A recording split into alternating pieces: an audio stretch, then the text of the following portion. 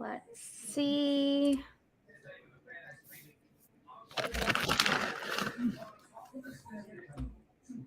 YouTube is like, we're waiting for Zara, and that's not true.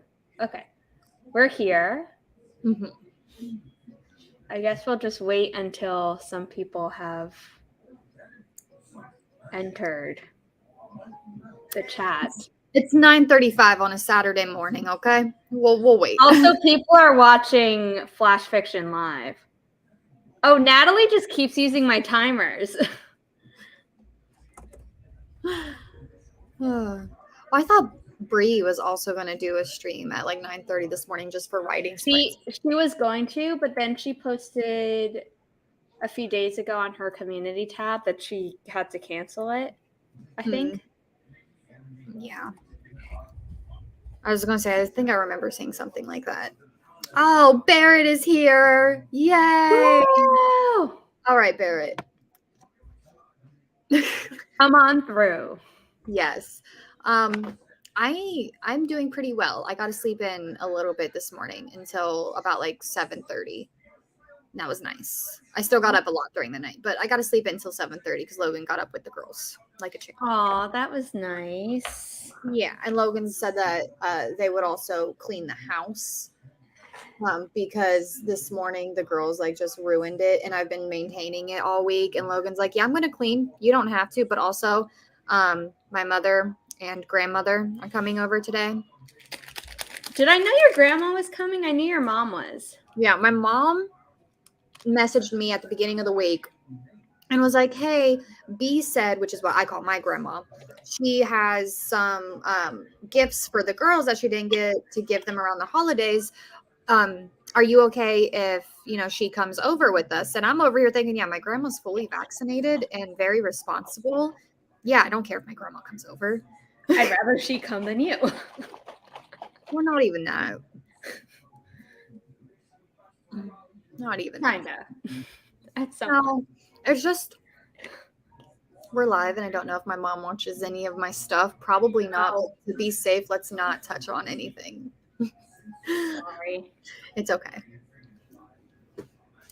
I'm pretty sure she's aware we have a rocky relationship, but I'm trying to do better so that way my girls can, Well, it says only one is watching, and I assume it's Barrett, but I will shut up.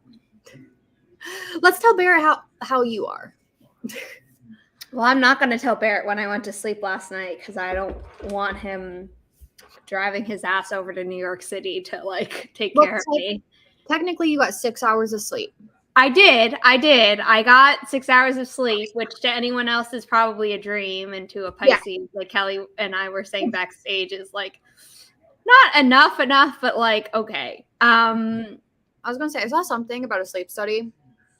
The average adult will sleep needing sleep to function is average at 5 hours. And whenever I have 5 hours of sleep with the girls, I'm great. But before I had kids, I needed a good 9 to 10. Yeah,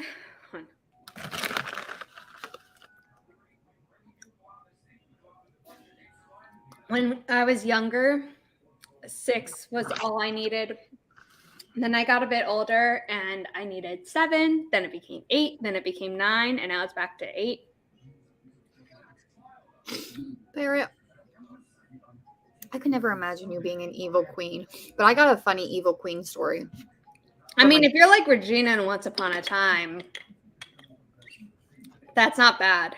I mean, yes, it is. She used to rip out hearts and things like that. But also she has a great redemption. Fabulous while she did it. Yeah, and great redemption arc. Gonna be a write-ish episode in the future. Mm-hmm.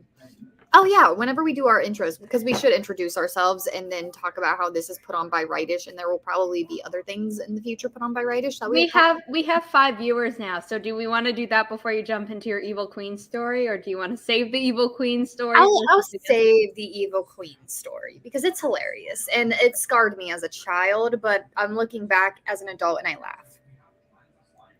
I also have an evil queen story that scarred me as a child, which I told you once. Well, We recorded. It didn't like in the moment it happened, everyone just looked at me like, why would you ask that? And like, kudos to the Disney actors who dress up and play these characters, because she was on point with everything, and little 9-year-old Kelli just was not like phased at all. But then after everything was said and done, I was like, wow, she wasn't that nice. And my mom's like, she's the evil queen, baby. Yeah, that was at Disneyland, right? Mm-hmm. Okay, mine was at Disney World, Snow White's Great Adventure Ride, which I didn't want to go on, but my mom and I were on this trip with this other family who had also adopted a girl from China who... Oh, you did tell me. That's the only thing that I share in common with her.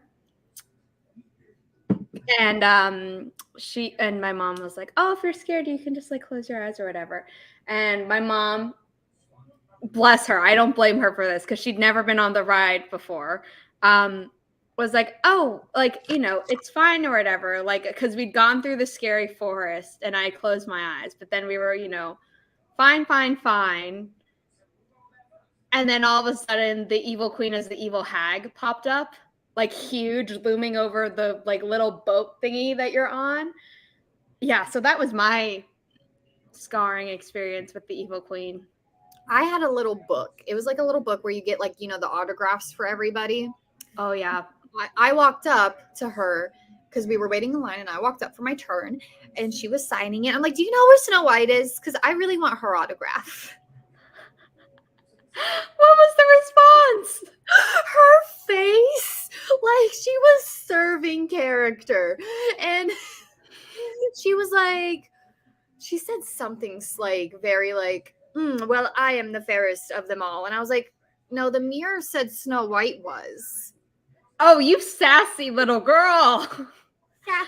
And she's like, well, even if I did know where she was, I wouldn't tell you. And I was like, well, fine, I'll go find her.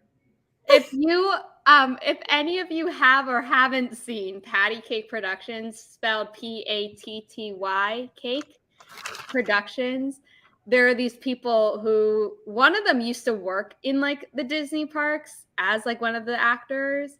And then I think the other one is just his friend, or maybe also did, but they do all these like Disney recreation things. And then they now have like 2 original series, but using Disney characters or whatever. But basically they have all their friends who work in Disneyland or have worked in Disneyland. So they recreate like movie accurate costumes. And then they have the people who've played them in the parks, like come on. And it's so good. It's such a good production. That's what we were walking away. I guess scarred me shouldn't have been the term I used, because Gollum scarred me from Lord of the Rings. Gollum still scares me. Yeah. But like this, I was like, it's something that I'm never going to forget that happened to me. And just, we were walking away, and I got the Evil Queen's autograph. She did give me hers. And I just remember looking up at my mom, and I was like, Mom, she's not really that nice. And my mom's like, honey, she's the evil queen. Different type of queen. I promise we're going to do our intros right after this, everyone who's like watching. We had 5 viewers and now there are 3.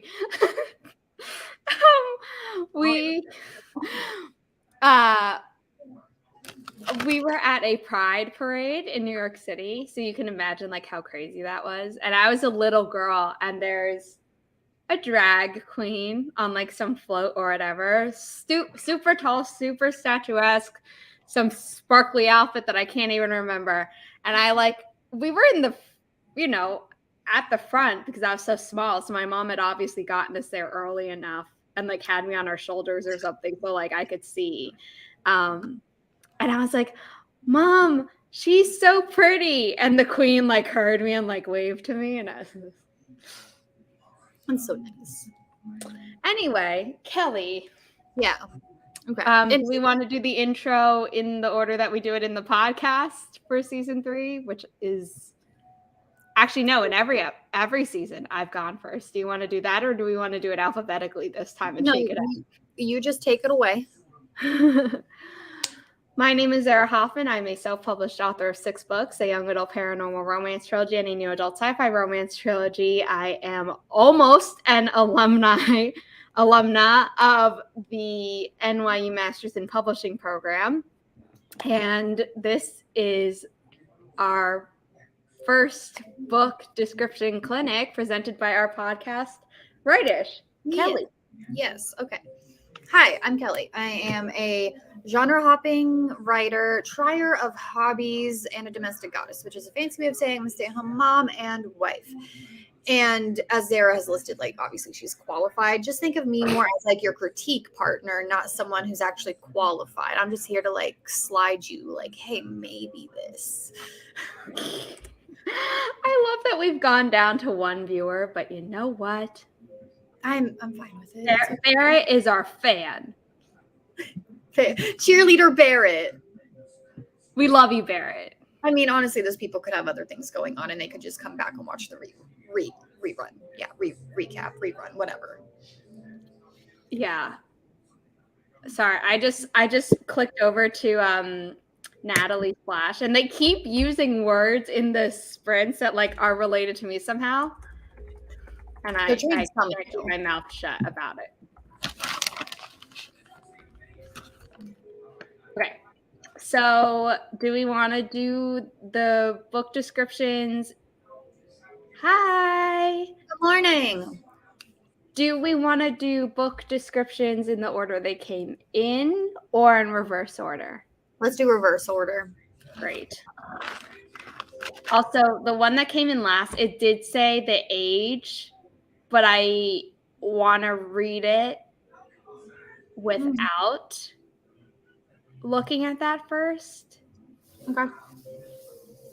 Because a book description should convey the age without you having to say it. Mm-hmm. So,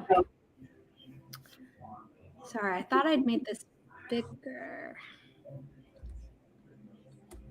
Yes, Barrett, hashtag replay. That's the word I was thinking of. You got me. What'd you say? Recap. Oh, I heard you say replay, so my brain's like, what do you mean? No, I heard like rerun. I said rerun, recap. Okay. Hattie Rose is not only incredibly clumsy, but also the only person in the town of Zauber. If this is your book description, I'm butchering words, I'm sorry. You can either correct me or you can just not say anything because you want to stay anonymous, and that's fine either way. Anyway, Hattie Rose is not only incredibly clumsy, but also the only person in the town of Zauber without magic. A family dinner slams the tiny bit of confidence left in her body, and she decides to prove them wrong. There must be something magical about her. But an attempt at an easy potion backfires. When the magic ingredients explode, they send her to a strange world where she is not only lost, but told that her mistake started the end of it all. If that wasn't enough, according to the wise wizard, she has to fix it herself, but not alone. The girl, her guinea pig, and her newfound friends, a wizard apprentice and his white fox, take on the mission to get to the Isle of Shadow, defeat the shadow monster, and find a way back home, all while remaining calm, or trying to. Okay, I would love to go first because this is adorable, and I love the imagery of the girl, her guinea pig, and her newfound friends. Just because I had a guinea pig, and they are amazing. So I love that. I honestly, a wizard apprentice and his white fox, I would like just leave it out. The girl, her guinea pig, and her newfound friends. I would say that too. Take on a mission to get to the Isle of Shadow. That's what I would do. But other than that, I love it, and I want to read Hattie's story. All of what you just said. I will also like to say but an attempt at an easy potion backfires when the magic ingredients explode. I think you could condense that and be like, but when an attempt at an easy potion backfires and sends her to a strange world, she is not only lost, but told that her mistake started the end of it all. And then also, she has to fix it herself, but not alone. Doesn't grammatically make sense. So I would instead do, if that wasn't enough, according to the wise wizard, she has to fix it, period. Because then we get into the girl, her guinea pig, and her newfound friends. take on the mission to get to the Isle of Shadow, defeat the shadow monster, and find a way back home, all while remaining calm. I don't think we need defeat the shadow monster because, like, they're going to the Isle of Shadow, which obviously implies that something's going to happen, but we don't necessarily need to tell what they need to do, if that makes sense. And then find a way back home, all remaining calm, or trying to. You can keep that, or you could just say, take on the mission to get to the Isle of Shadow. And just leave it there. I also like how this does read as a middle grade book description without, like, if you didn't have the middle grade there, I would still know that this is a middle grade story, and that's very good. That's what you want. So, exactly. Overall, I thought it was pretty good. I agree. And you're like, oh, I'm not qualified. No, I'm not even thinking that right now. Good, because you shouldn't have been thinking it at all. Kelly, you're going to read this one. We're going to alternate who reads stuff. Oh, I have a crappy reading voice. Everyone brace yourself. Shut up, Kelly. Stop insulting yourself. No, I do. This is one of my... I would say it's early in the morning, but you need to stop insulting yourself at any time, and that's why what I tell you whenever we're co-working. So, stop insulting yourself and just read, woman. Could you survive if you were forced to live as a stranger? The Bureau of Magic keeps the world of magic and supernatural under control by having strict rules and regulations. One of the Bureau's laws goes as follows. Chameleons must study and act exactly like their host bodies, no exceptions. This is interesting. Shapeshifters is what I'm getting. Okay. Mm-hmm. When Ethan Baptiste? I would say Baptiste, yeah. A rebellious chameleon shifter breaks the rules. He ends up becoming Pablo Navarro, the troubled love child of a drug lord and Hollywood starlet. Ooh. Oh. As if life isn't complicated enough, Ethan is forced into an engagement with a girl who isn't who she claims to be. Baby Neptune, real name, yes, legal government name, got her heart ripped from her when she lost her mother to cancer, her father and Aunt Jessie to grief, and Pablo. Well, she never had him. When Jessie invites her to Los Cabos, Mexico, she can't wait. Cabos? Sorry. Okay. Yeah. No, it's okay. I want to read it correctly. Invites her to Los Cabos, right? Yep. Mexico. She can't wait to forget all of her sorrows. The last thing she expects to happen is to die, meet the Grim Reaper, and be sent to another world. Baby and Ethan fall hard for each other at the snap of a finger. Ethan's time as Pablo is up with no memory of their past. Can Baby make Ethan fall in love with her again when he thinks she's trying to kill him? I just want to know if this is a dual-pointed story, because this it sounds like a dual-pointed story. It feels like there should be a paragraph break where it says claims to be period, new paragraph, Baby Neptune. And I think there is because there's no space here. Oh, but then it didn't do it in the doc. Yeah, I think Typeform got rid of the paragraph break. So let's treat it as if it is. Mm-hmm. You go first. I went first on the last one. I know, but okay, fine. We'll swap everything every time. So, okay. I like it a lot. I don't think we need this because we have strict rules and regulations, and then we already have a rebellious chameleon shifter breaks the rules. You know, like seeing something in all caps in a book description, I just don't think we need it. And then as if life isn't complicated enough, isn't who she claims to be. But isn't she? Like, she is who she claims to be. He just doesn't remember her. And then Jessie is her aunt who invites her to Los Cabos. But it says that she lost her father and Aunt Jessie to grief. So I don't know if there was a name mix-up or something.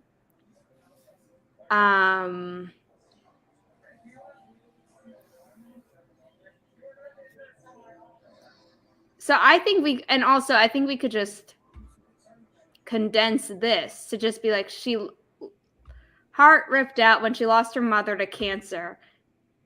Like, while I'm sure this is important in the story, we don't need it in the book description. And Pablo, well, she never had him. And then the rest of this, I think, is great as it is. I agree with you about the all caps. And the other thing where you were talking about with her mother to cancer, her father, and Aunt Jessie to grief, and Pablo, well, she never had him. I feel like you could just do and Pablo. Yeah. Because then towards the end, whenever we find out with no memory of the past, that would be my critique. But it does sound very interesting. And I like that it is a supernatural story that is around shapeshifters instead of vampires and werewolves. Not that there's anything wrong with that, but this seems fresh.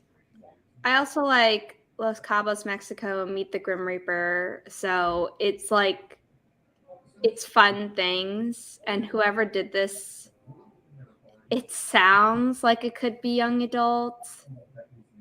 I was thinking, I guess it could be middle grade, but I'm getting, I want to see like the Mexican underworld in this, like from baby Neptune's point of view at some point in this story, if this,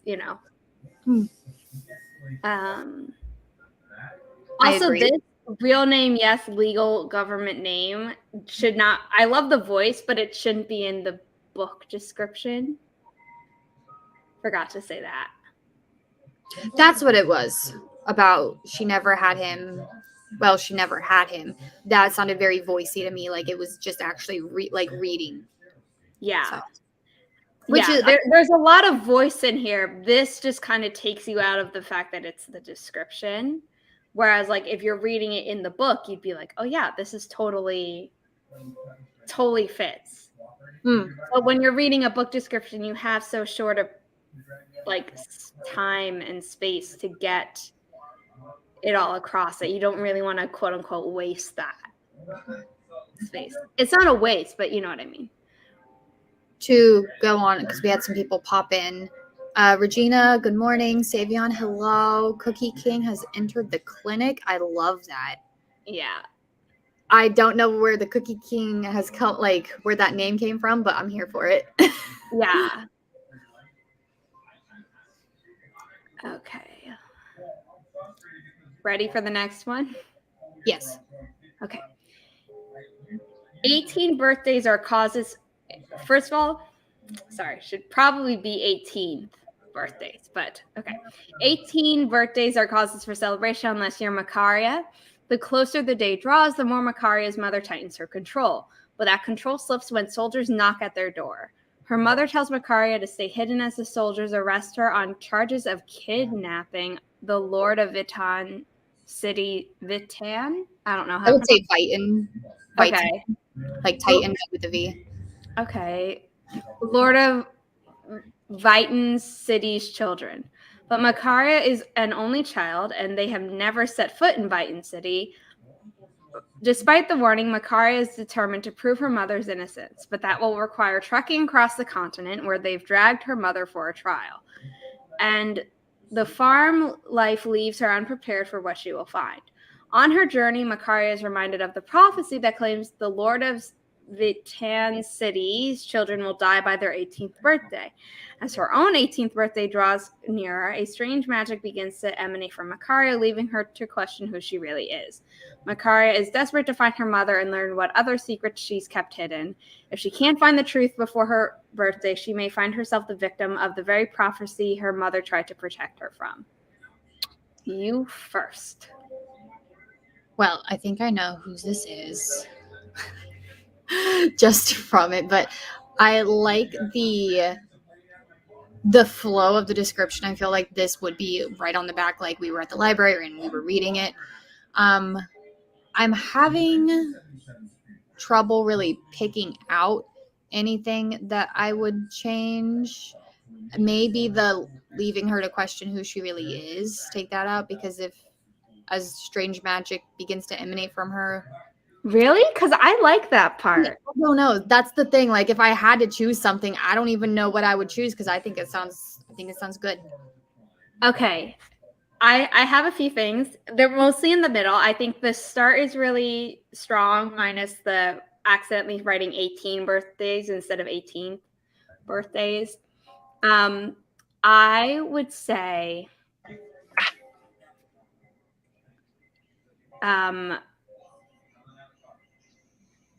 here, like, while this is good storytelling, this is all stuff that we will see in the novel, and the leaving her to question who she really is can tie back to she's an only child and her mom's been charged of kidnapping. We don't need to know about this prophecy necessarily. And because the way the description is written, it's hinging on the relationship between the mother and daughter and this maybe secret that exists between them.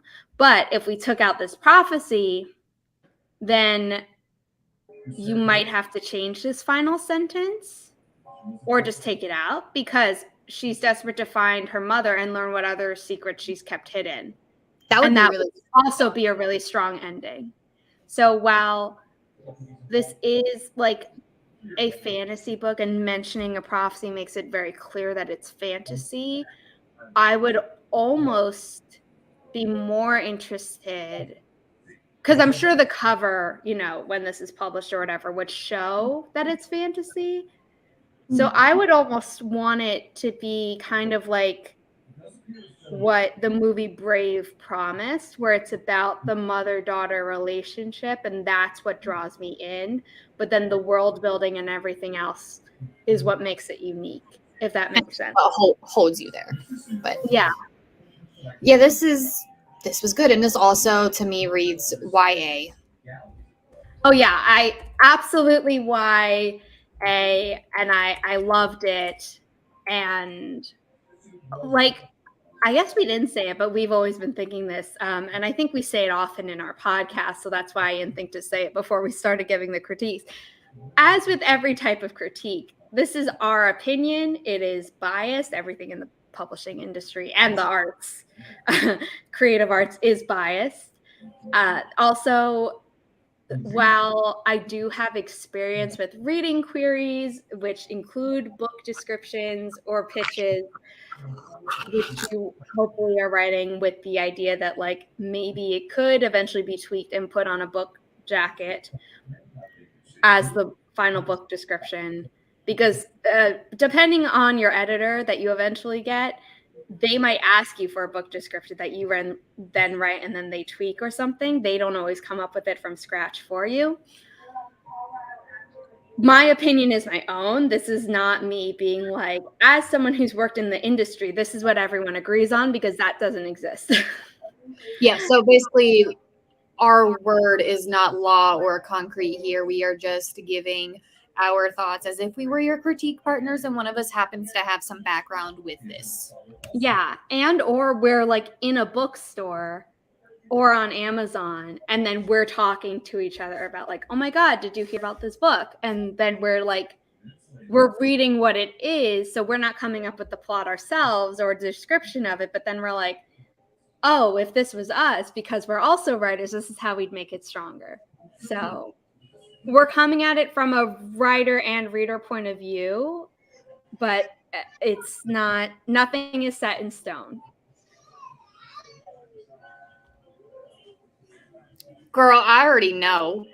Yeah, we both did, but I've been trying very hard to not, like, if I recognize something, I don't want to say it, because there's a reason I left things as anonymous, because I didn't want people to feel shy It's okay about submitting their stuff. If that makes sense. Whenever we get to mine, I'll be the one to put myself out there, because it's okay. Because with writing, it's a craft, and you grow and you learn. So that's what it's about, and can't shy away from critique. Okay, I am very upset that I'm human and need a bio break. So we're going to take a brief intermission before Kelli reads the next one, actually. But I want to be here for that. So talk amongst yourselves. I'll be right back. Kelli, have fun. Yeah. Okay. Yeah, Brie, don't worry. Like, we're on the same wavelength. I got you. So, how's everyone's weekend going? I have a busy afternoon planned, and then tonight, I believe Zara and I are going to be with Barrett over on the Vixen of Fictions channel with AuthorTubers React. I'll have to double check what the topics are for tonight's reaction, but it's going to be great, and it's at 6 p.m. EST if y'all want to drop in there. Anything else? Cookie became a thing. I wish I could like click on comments and pull them up. Zara and I are going to figure that up after. That was very quick. Yeah, I thought that Kelli was a co-host, like on my team for StreamYard, so she would be able to do this. And then we logged on, and that wasn't the case. And we're like, oh, we're already late. So yes. Oh yeah, you see Auntie Zara? We're live right now, though. Yeah. Hi. She thinks we're co-working. Hey, this chair's small. Cookie became a thing while I was co-hosting a Laura Nettle stream because I am always eating cookies when sprints start. It has unintentionally became a part of my brand. I love that for you, Savion. And I also wish I could always have cookies nearby eating. It's an array of snacks for me.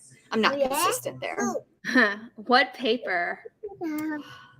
Was this the paper, Brie, that you were talking about on Wednesday when we were working on Project Metal? And I'm so excited for your mermaid project, Brie. Oh yeah, it's gonna be a great one too. Good job. Working on final papers, and have a friend's birthday party later. Enjoy the party. Get those papers done. Mommy's gonna read. You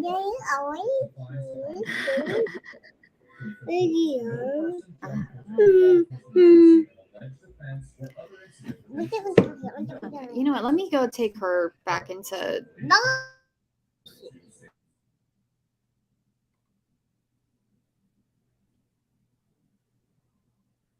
Savion, packing and exams.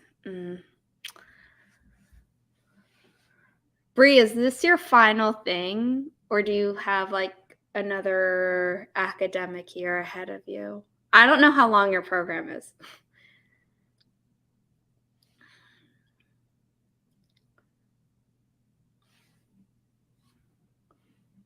Why does it keep saying my internet isn't perfect? I'm right next to my router.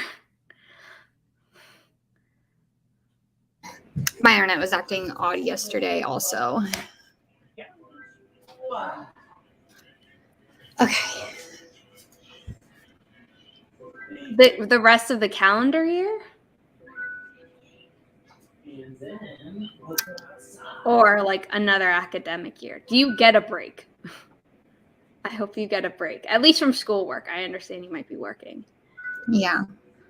Pass the assessment for my clinical CS. Okay, so it was a Wednesday, Brie. You can do it. I believe in you. And Savion is also busy due to packing and exams. Good luck on the exams. All right. So when Ms. Sundu moves and across the street from 12-year-old comic drawing Jimmy. He immediately becomes suspicious of the creepy and possibly dangerous old woman after her turns of phrases make his skin crawl. Nevertheless, Jimmy is forced by his mother to help the arthritic Miss Sundu in her gardens. I'm sorry, this is just funny to me because I have really bad stuff going on that. Okay, anyway, where he makes some disturbing discoveries. Her boots are too big and filled with worms and dirt. She wilts in the shade, and her hands feel like something squirming inside of her gloves. I'm thinking of like Oogie I'm thinking of a Oogie golf. Boogie or in Nightmare Before Christmas. The Ooh, Oogie Boogie Man. yeah. I was thinking more of like she's someone's golem. Jimmy tells his friends what he saw, but they don't believe him, blaming it on his vivid imagination. So much was blamed on my vivid imagination as a child. Sorry, side note. But when the family's cat and Jimmy's little sister go missing after last being seen near Miss Sundu's house, he must gear up for a daring rescue mission. He will brave his fears to save his sister and their pet from Miss Sundu's twisted tendrils before her homemade fertilizer gains a new ingredient. That's okay. Middle grade horror. I'm here for it. Oh, hold on. Lucy woke up from her nap. But yeah, this is great. Okay, well, I go first anyway because Kelli read. So I love this, but it's long. So while he draws comics, does connect with his vivid imagination, we don't need this because a 12-year-old can have a vivid imagination on its own, and this can just be part of the story. Then turns of phrases should be like while we understand it as older people, and not that a 12-year-old or even an 8-year-old, because people read up, and that's the assumption in publishing that maybe like until you're in new adult age range or adult, you are reading up, and some high schoolers might be reading new adult too. You still want to stay within the voice of the character, and this just kind of pulls me out of it. So, and possibly dangerous old woman. I think we could just take this out because he's suspicious, and then make some disturbing discoveries. And then all of this, they don't believe him. And I really think it's like the first sentence that I think is better, and then everything else I'm just on board with. I don't have anything else I would change. I agree with all of those changes. The only thing that I could add to that is at the end where he must gear up for a daring rescue mission. I would take out he will brave his fears to save his sister and their pet from his Sundu's twisted tendrils. Maybe just take out he'll brave his fears to save his sister and their pet. So he must gear up for a daring rescue mission before Mrs. Sundu's homemade fertilizer gains a new ingredient. Yes, exactly. I like that. I like the change. My only suggestion, but I love that it's a middle grade, and I love that it's a middle grade horror. I'm getting very Goosebumps vibes from this. Yeah. I'm like, even though the house with the clock in its walls was fantasy, I'm also like getting that type of vibe. Mm-hmm. So this has me very excited. And when I was younger, the like middle grade horror that I read was very few and far between because I was a scaredy cat. So the fact that I'm like, I am on board with this is like a big compliment to whoever this is. Just scary enough. Yeah. Okay. I'm reading this one. Dr. Evelyn Peters, I like that it's short. First of all, that's not that long ones are bad, but I always do appreciate a short one. Dr. Evelyn Peters is Nora Saunders' last resort. Nora suffers from anxiety attacks that have begun to impact her work. While trying to heal an unrelated local court case, unfolds some psychological trauma from a recurring childhood nightmare. Nora's path to healing is roadblocked with the hardest thing she has never been able to do, forgive herself. So Kelli is supposed to go first on her feedback. Just taking care of the small beans. No worries. I was gonna let you, just come back when you could. Just turning on something for them because I had lo-fi music on, but Luna's sitting in her chair now and Lucy's awake. So, okay. I think, like you said, sometimes it's better just to be short and sweet. And with this, to me, it reads like an upper YA or adult to me. It's adult. I know whose it is. Okay. So I can say that it is adult. Yeah. I was definitely getting older. Yeah. But no, I like that it's short and sweet. I don't know like the project, so I don't know how much more could be given. But part of me wants a little bit more, but that could also be because we've been having longer book descriptions until this. I understand wanting a bit more. I think the author is worried about like trigger warnings being needed within the book description, but this book definitely like needs a trigger warning. In that case, I think it's perfect. Yeah. And then I will say unrelated local court case. I don't think that's needed. And then from a recurring childhood nightmare, while helpful, I think you could just say unfold some psychological trauma. I think that could be the end of that sentence. And then roadblocked. I don't love that in here. I think it breaks up the sentence. I like the hardest thing she has never been able to do. I think maybe change the first part, and then the hardest thing she has never been able to do sounds a little bit young adulty.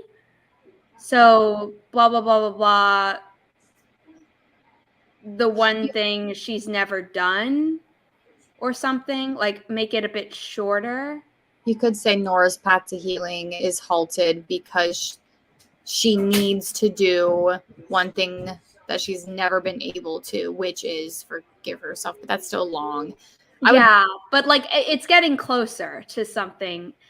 Yeah, where it's like Nora's path to healing requires her to do the impossible, forgive herself, or something like that. Yeah, Nora's path to healing requires her to do the impossible, period. Forgive herself, period. Colon. It would be colon, forgive herself, period. But yeah, so I think just tightening it up, which I think is ironic because we also said that we would like more details. So like if it was expanded, I do think it could be expanded without going too far into the trauma that is then experience. I meant explored in the book. So yeah, I think. Thanks, Bree. But yeah, do you have anything else you want to add? Nope. I just don't know where my smallest baby went. Hold on. That's concerning. Yeah.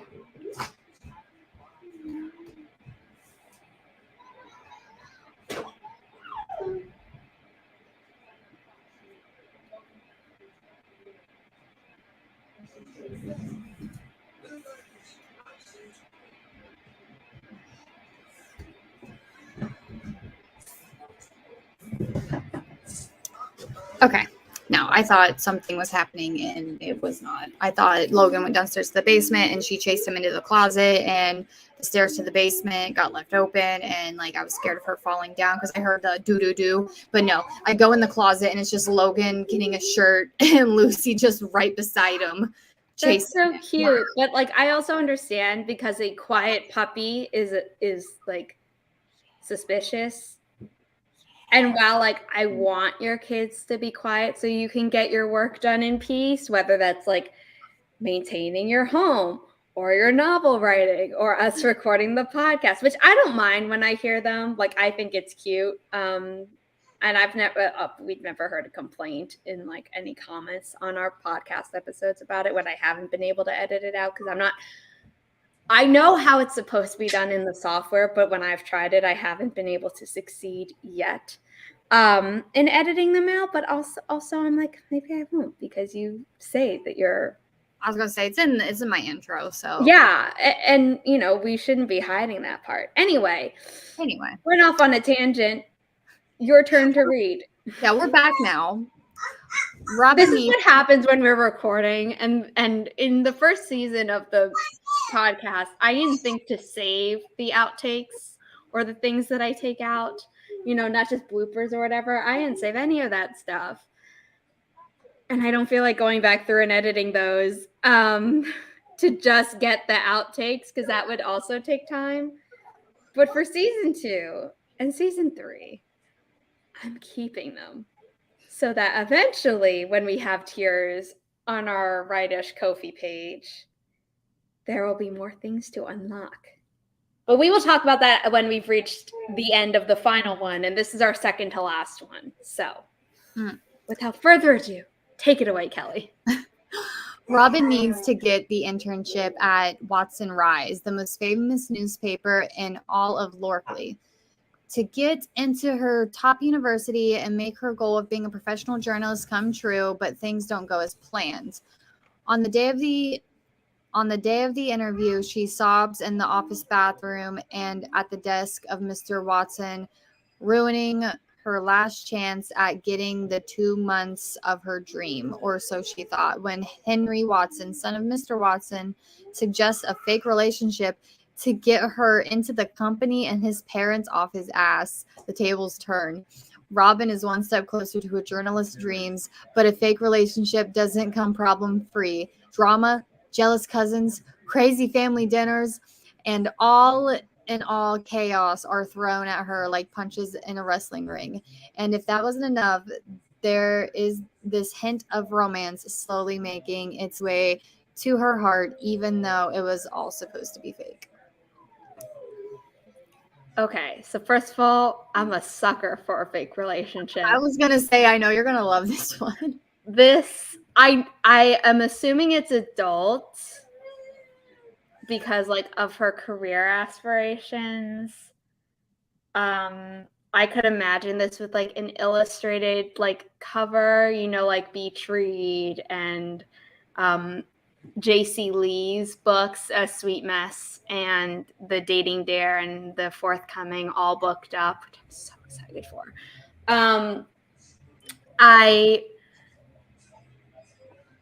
I have thoughts about tightening this up.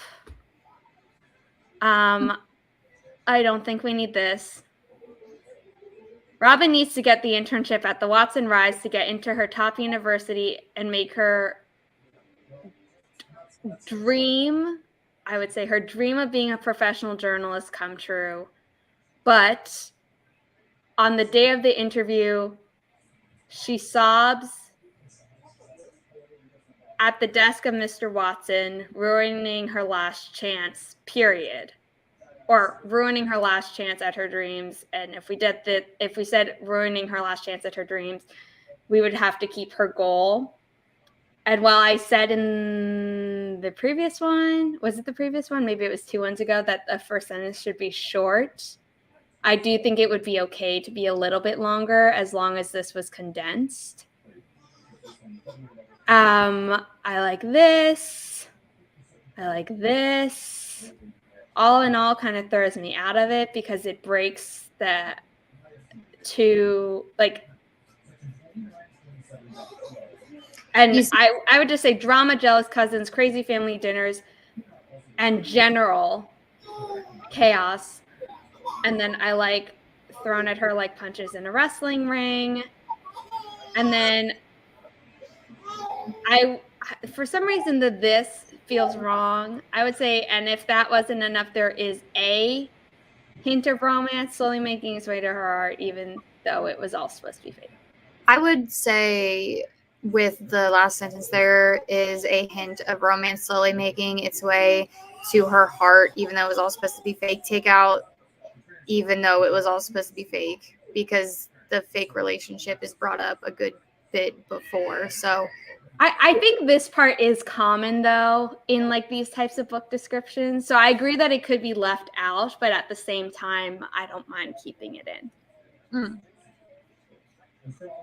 I also agree with the general chaos thrown at her like punches in a wrestling ring. That does read better. Yeah. Because it's like boom, boom, boom, and then just this. Yeah. I am curious though what she was crying about. Got questions for Miss Robin. I think we could also say on the day of the interview, are you done? She breaks down, ruining her last chance. You know, we could just leave it a lot briefer.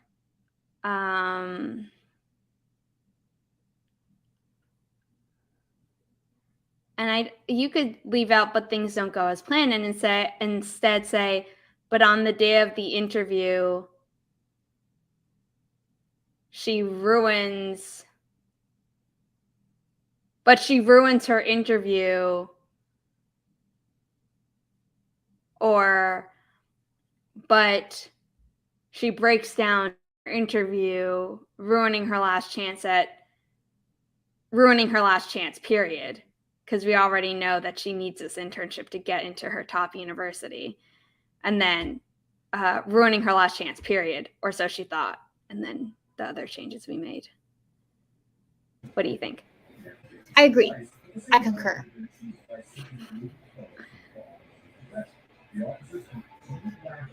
Moving on? Mm-hmm. Okay, final one. Woo. Oh, do you want I'm what so is it? bored by this already. I'm joking. I was gonna be like, do you want me to read mine or do you want to read mine? No. Tucked away on a mountain range that fringes the edge of the realm, lays a village far from their own kind. On a bitter winter's day, yeah, I'm assuming this S was a mistake. On a bitter winter's day, a group of children wander. Sorry, there should be an A. Wander just a bit too far from their home, Frostkeep. I like that. Frostkeep or Frostkeep. Either way, I like the name, but I'm just curious. The children discover an abandoned manor.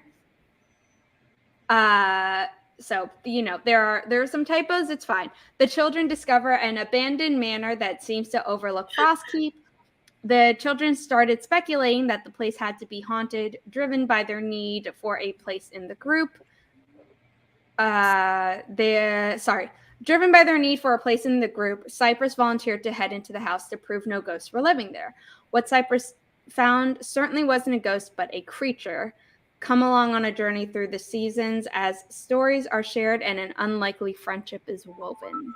So, I'm going to go ahead and say, obviously, there's typos because that's classic Kelly with typos and misspellings.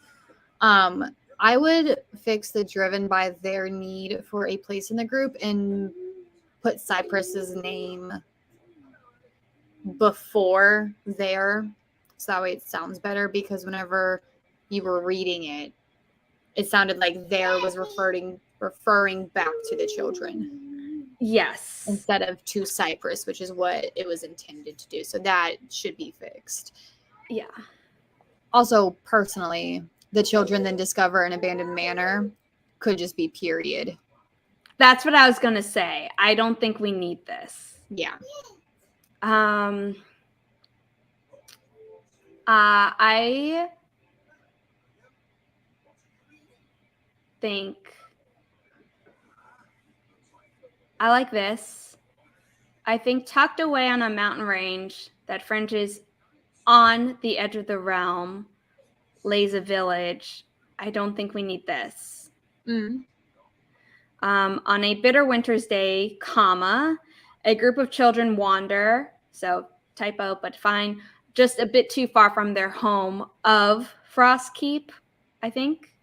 Or you could say home, comma, Frostkeep as it is. That it's just preferences, like we said, suggestions.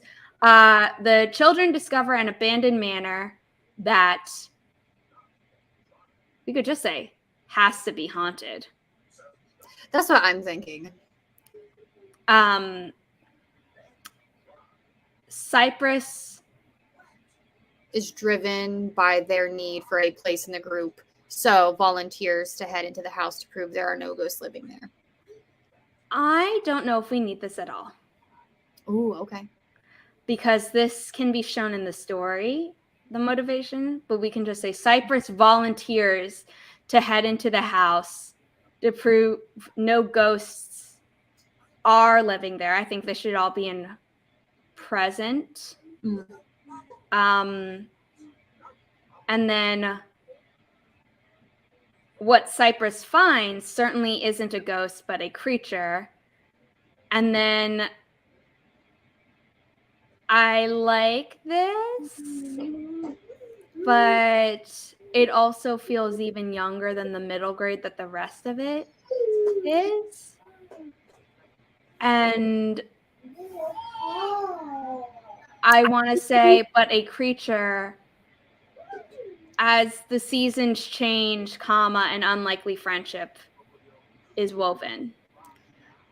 See, because whenever I was ending this, I'm like, how the hell should I end this off? And I'm like, here, let's just give Boise. Yeah. And I do like it, but it just feels younger than the rest. Yeah. Yeah. So I'd rather you match this, which is what I assume the story is more like. Middle grade, yeah. Yeah, because this sounds like a narrator coming in. And if there is a narrator in the story, then like maybe, and like also if this was on Amazon, you could put this like as a different paragraph and it would be fine. But I almost feel like I wouldn't want that on the back of a cover unless you rewrote it where it's like as the seasons change, an unlikely friendship is woven, because then it just feels more connected. Yeah, because there's no narrator or anything. So change my tense, flip-flop around some sentences and some words, and then take out the last bit. Or change the last bit or whatever. Yeah, I'll figure it out. Well, you could also say what Cypress finds certainly isn't a ghost, but a creature, and leave it at that. And you're like, ooh, what's that? What kind of creature is it? Yeah. The storytelling kind. Prepare yourself.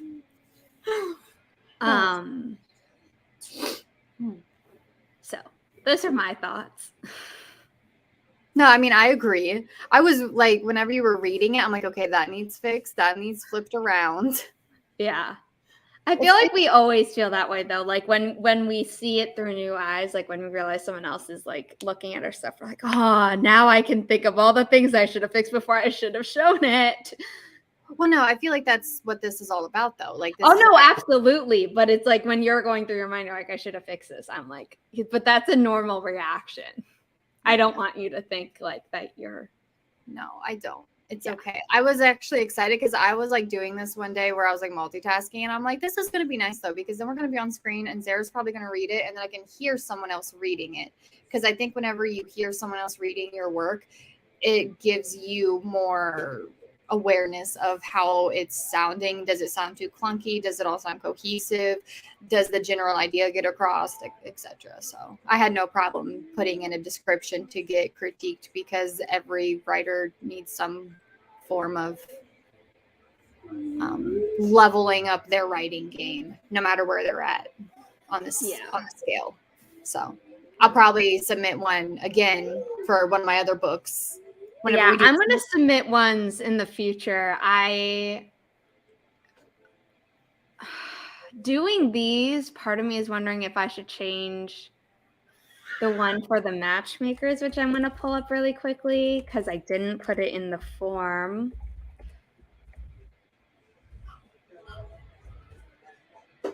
But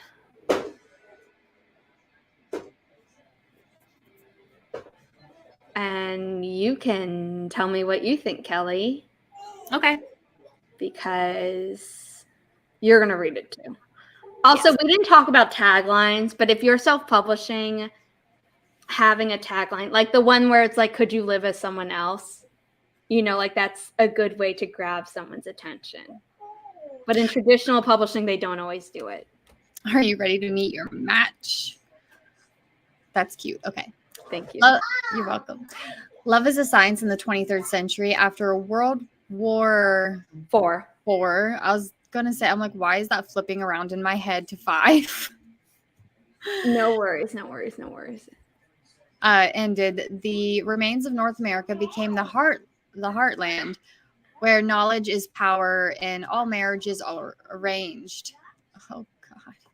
Rosemary Catherine Young can't wait until she meets her match on her 18th birthday. But when a terrorist attack occurs, she is hastily matched to the president's son, and her sister is accused of treason. Is it possible to find love in a society controlled by logic and science? I remember you talking about what this was actually inspired by. Yeah. So I like this. The only thing that really throws me off when reading it is her full name. Yeah. It's just names are kind of important in like to me, the names are important because it kind of goes back to like, you know, old money, like when people have crazy long names and things like that. Think of my Greek friend who lives around here. Her name, Katina Maria Pahundis. It was real long. It was a mouthful every time. And I'm like, yeah. And then it's also, you know, like you have Spanish names and, you know, Chinese names are normally very short. But because I'm adopted and I have Hebrew names as well, and we include my Chinese, you know, so like my name is long too. And even though now I'm wondering if when I revise or something, or maybe I'll like write something on Ko-fi or something about why I gave everyone like the names that I did. That would be, I like that as a Ko-fi tier or something. Where I'm at and located, the middle names consist of Jean, Joe, Marie, and I think that's about it for the ladies. Is Joe spelled like J-O, like in Little Women? Yeah, just J-O. And then for the male presenting ones around where I'm at are normally William, Matthew, or like some father, like the father's name is thrown in there.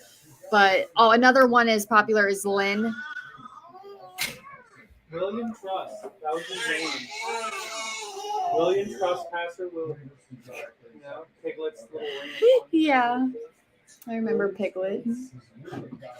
And then what I always do at the end of my book descriptions is I say the title, the genre, and then like I pump myself up by like, this is what I did. Now with let's just kind of look at this like traditional versus self-publishing. Is that something that self-published authors do more than what is on the traditional market? Yes. So if this was a traditionally published book, it would end at like, is it possible to find love in a society controlled by logic and science?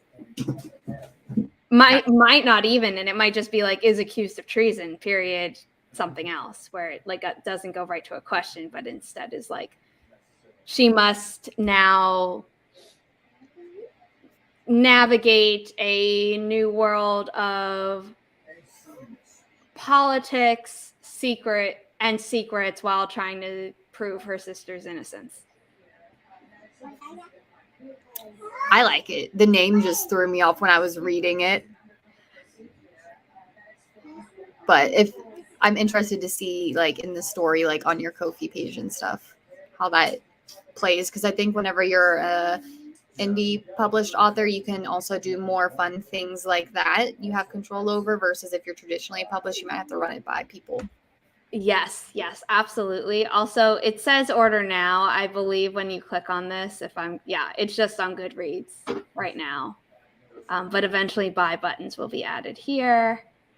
You know what I like about your books?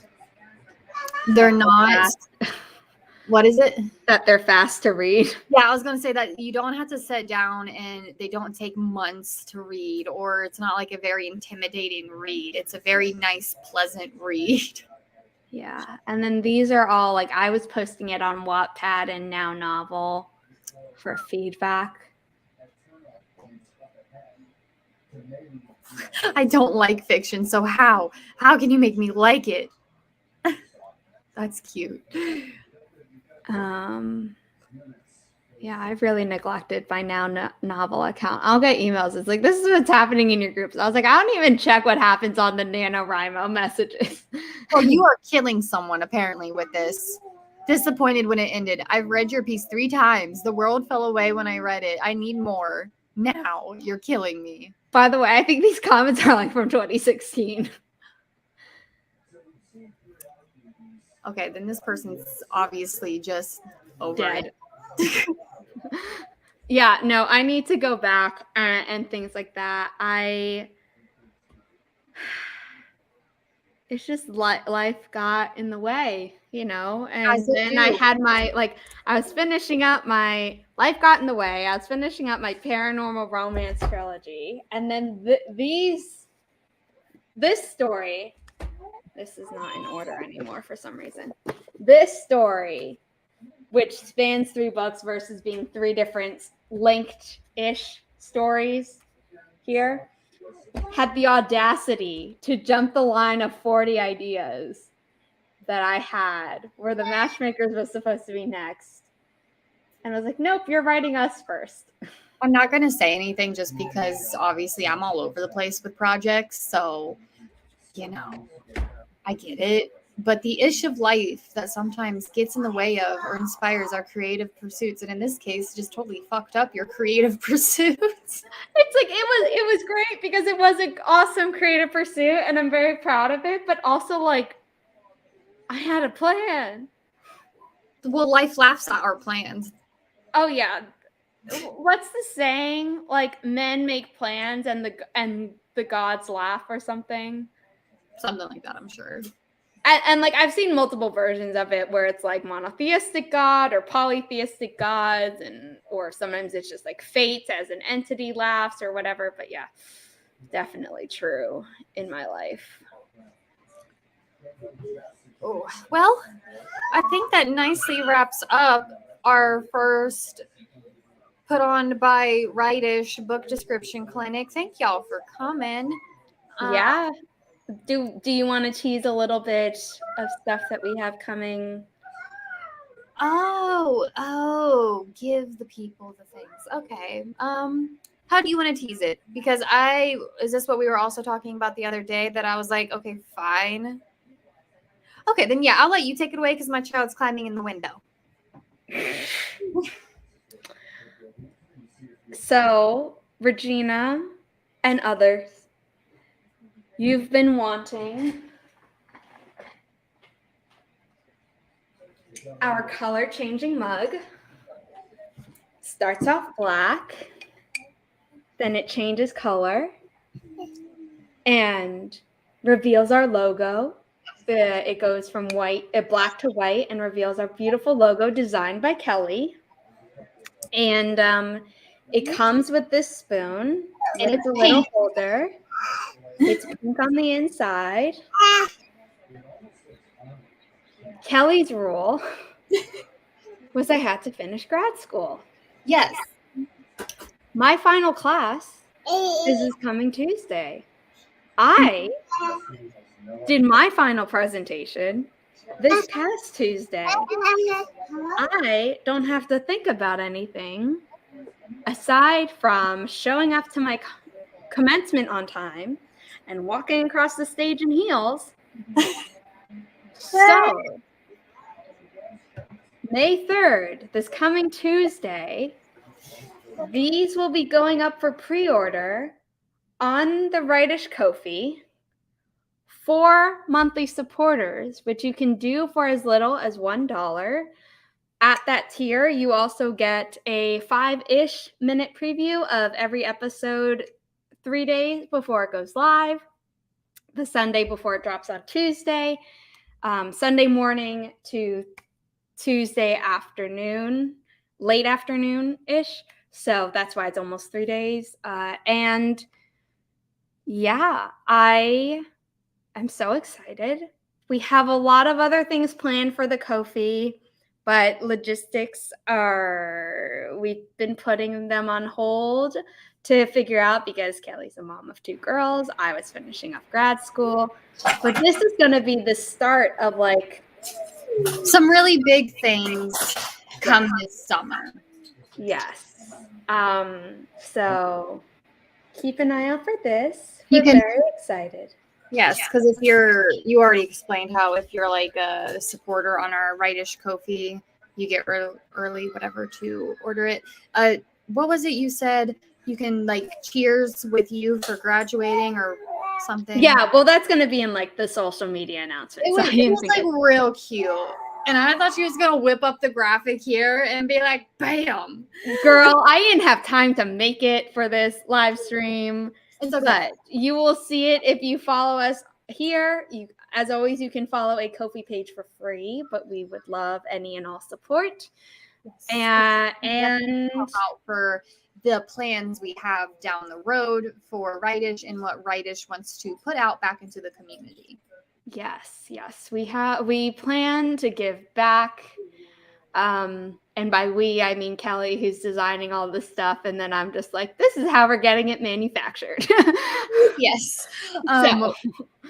There was something else I was going to throw, but honestly, I forget and I don't want to give away too much. So we'll just leave it there. I think we can leave it there. And so thank you to everyone again for coming to the first book description clinic presented by Rightish. Kelly, do you want to announce how frequently we're going to be doing these? We're going to be doing these monthly, once a month on the last Saturday at this time slot. No, right? Third Saturday. Third Saturday. We're going to be doing this monthly on the third Saturday of every month at this time slot on this channel. Yes. Or is it last?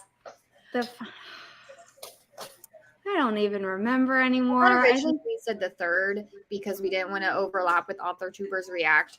But then that's what it was. Yes, because you said that you were okay with it this time because our time slot was earlier rather than later. And we're going to have a good break this afternoon before we have AuthorTubers React tonight over on Mia, the Vixen of Fictions channel. Yes.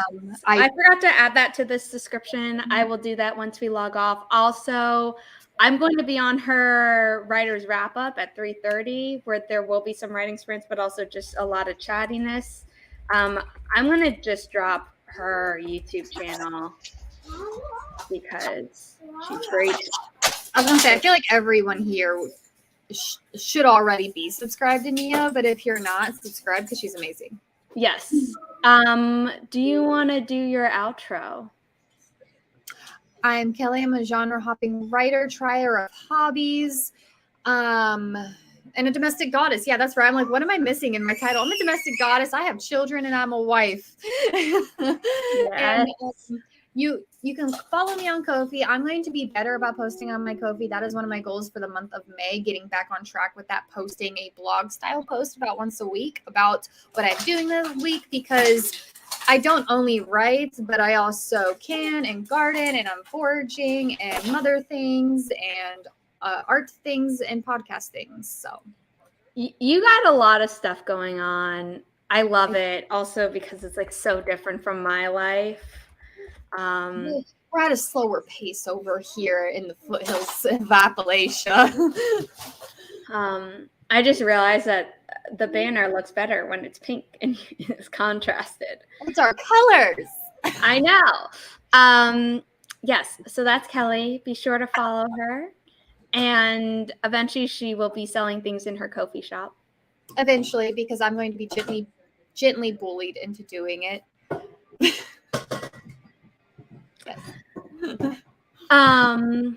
Yes. And my name is Zara Hoffman. I'm the self-published author of 6 books, a young adult paranormal romance trilogy, a new adult sci-fi romance trilogy. If you live in the US or Canada, you can buy signed paperbacks. If you live otherwise internationally, you can buy a signed nameplate, or if you join my VIP club tier for $8, $8 USD a month, you get it. You get any book of your choosing for free after your 4th month. I don't remember what I said. And also I have commissions that are helpful for indie authors and going for traditional authors, including query critiques, and I write book descriptions. And I believe I have a deal that if you get both, I give you a discount on both or something. So yeah, there's that. And please don't forget to listen to our podcast and support our podcast on Ko-fi, even if that just means you're following. And when you listen to our podcast, please set your app to download our episodes, because that is what registers, and then we will be able to eventually put that forward to advertisers and hopefully get advertisers on our podcast. They will always be relevant, we promise. But then, you can set your device to delete listened to episodes.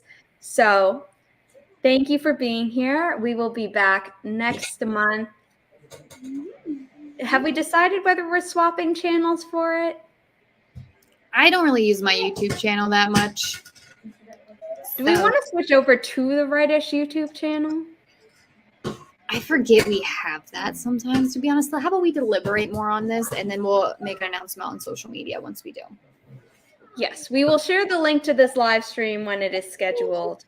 The time and date are already up on my website, which is zarahoffman.com, where I post all live streams that I am a part of and planning to be a part of, and sometimes ones pop up unexpectedly. So please be sure to subscribe to my channel if you would like pop-up writing sprints every so often, and then check my website, because sometimes at the last minute I decide to join a friend on their stream. Yes.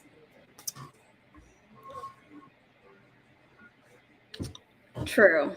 I mean, that is a very good point, Regina. And honestly, right now, since we're not trying to build up the Rightish YouTube channel, because I have no plans on ever recording our recording sessions and then sessions and then uploading them. We have some Rightish live streams we want to do aside from these, but I am totally fine with hogging all the watch time and trying to get subscribers so I can get monetized on this channel.